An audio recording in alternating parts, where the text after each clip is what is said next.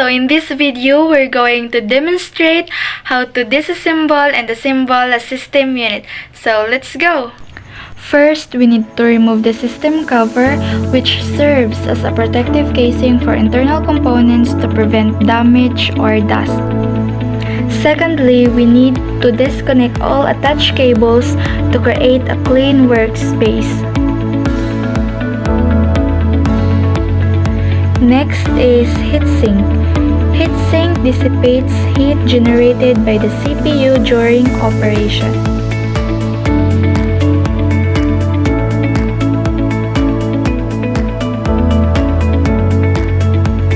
The fourth one is memory. Memory provides temporary storage for actively used data and program instructions, and we need to handle it with care to avoid touching the pins and causing damage. The next part of the component that we need to remove is the power supply. Power supply converts electrical power from an outlet into usable power for the computer's components.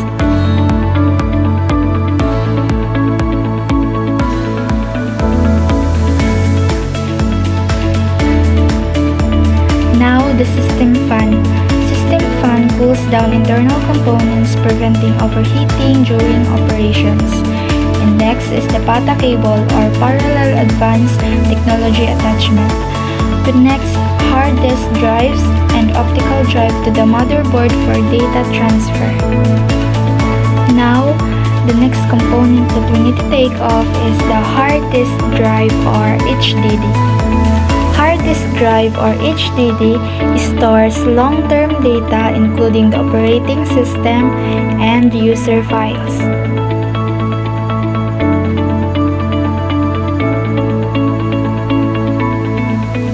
Next of the HDD is the floppy disk drive or FDD. Floppy disk drive or FDD reads and writes data to floppy disk. And also, we need to handle it with care to avoid touching pins.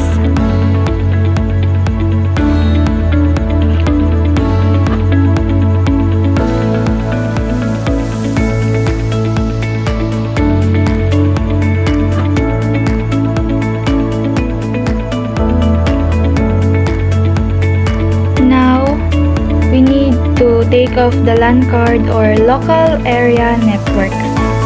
The function of LAN card or local area network is enables the computer to connect to a local area network for communication.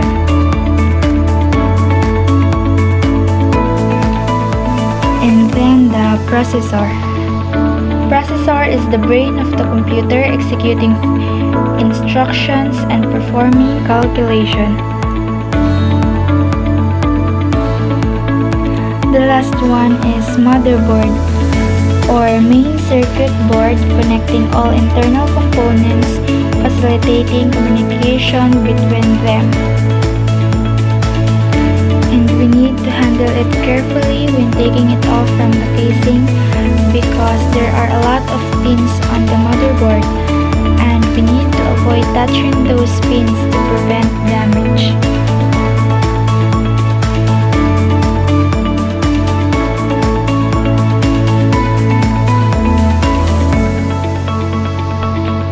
Now we are going to assemble the system unit, and first we need to put inside is the motherboard.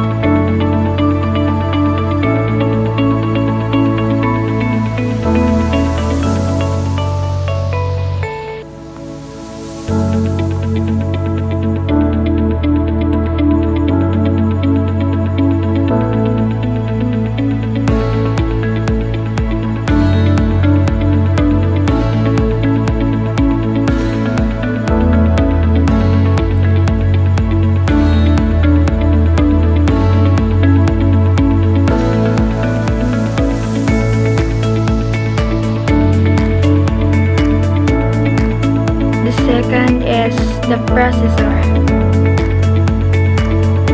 Next to the processor is the LAN card.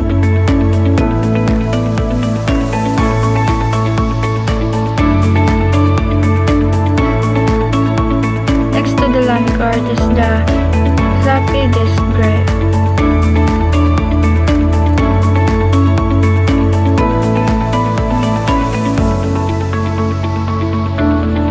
And the fourth is the HDD or hard disk drive.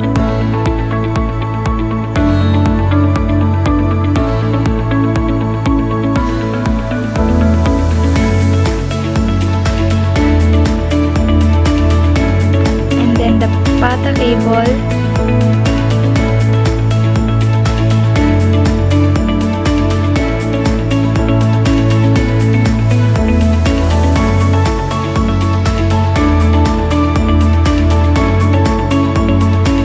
system fan,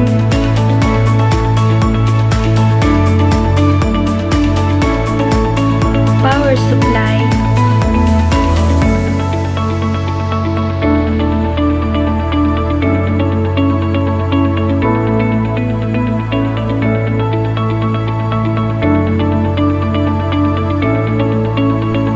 memory,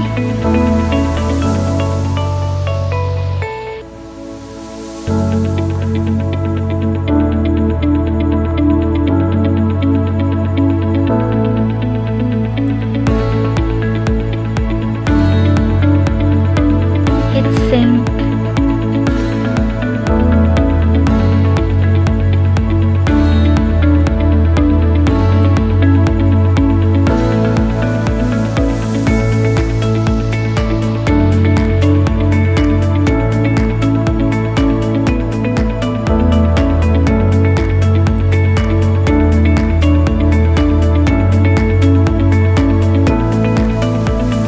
all the disconnected wire or cables.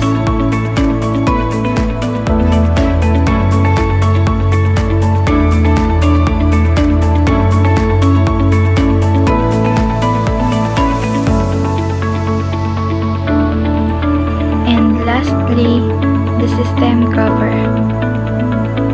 Thank you for watching.